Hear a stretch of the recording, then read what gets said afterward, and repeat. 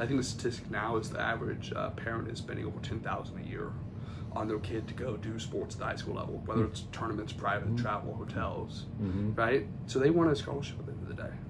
And, you know, if you're out doing that stuff, like, one, I'm going to know it, my coaching staff's going to know it, and the people, you know, around you and your program are going to know it. And hey, I can't get this dude off the mat. That's a good sign.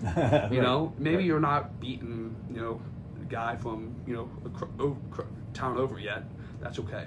You know, we'll get you there. You know, that's our job. You know, and we're pretty dang good at taking you where you're at and getting you better. You know, and so doing the right things, that's the guys we're looking for, and we're going to reward them if we're doing that.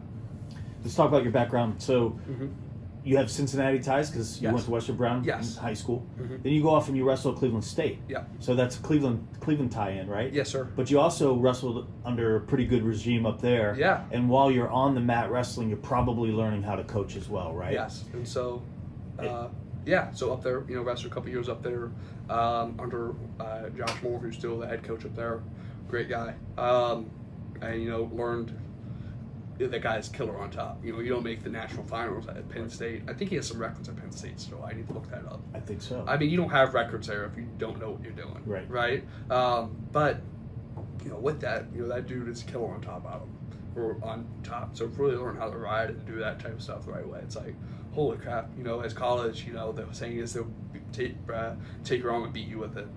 And really kind of learn how to do that, you know, in a good safe manner, you know, right? Throwing that caveat for the parents out there. Right. And then, you know, for whatever reason, you know, started coaching at Brecksville, didn't finish my career at Cleveland State, was a nursing major at the time, and, you know, I was like, this is what I'm going to do the rest of my life. And Havertz was like, hey, come coach. I was like, all right. You know, I had some ties with him to the national teams. I was on the Brecksville AAU team. So we just had ties in the area. I was